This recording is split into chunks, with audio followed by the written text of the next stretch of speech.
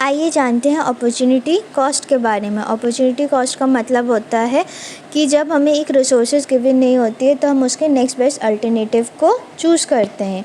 इसे हम एक एग्जांपल के थ्रू समझ सकते हैं कि हमारे पास 1 हेक्टेयर की लैंड गिवन है जिस पे हम 4 डिफरेंट गुड्स का प्रोडक्शन कर रहे हैं। पहला है वीट, दूसरा है राइस, तीसरा है मेज़ और चौथा है हमारा शुगर केन। इनकी जो मार्केट वैल्यूज़ है वो भी डिफरेंट है। वीट की जो मार्केट वैल्यू है वो है ₹10,000, राइस की जो मार्केट वैल्यू है वो है 8,000 और मेज़ की जो वैल्यू है वो है 7,000 और शुगर केन की जो वैल्यू है वो है 12,000।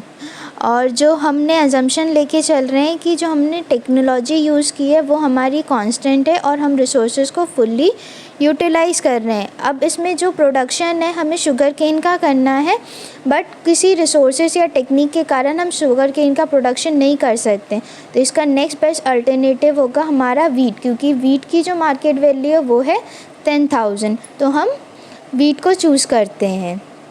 इससे हम एक ऑब्जर्वेशन ले सकते हैं टेबल से कि अगर हम यूज़ 4 को चूज़ नहीं कर रहे हैं तो हमें क्या हो रहा है, लॉस हो रहा है, क्योंकि हम यूज़ 1 को चूज़ करते हैं जिसकी जो वैल्यू है वो है 10,000।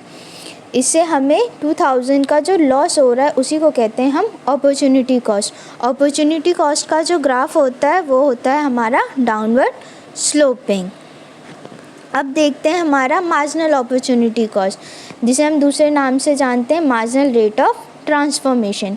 इसका मतलब होता है कि हम एक गुड के प्रोडक्शन को बढ़ाने के लिए दूसरे गुड का प्रोडक्शन कम कर देते हैं।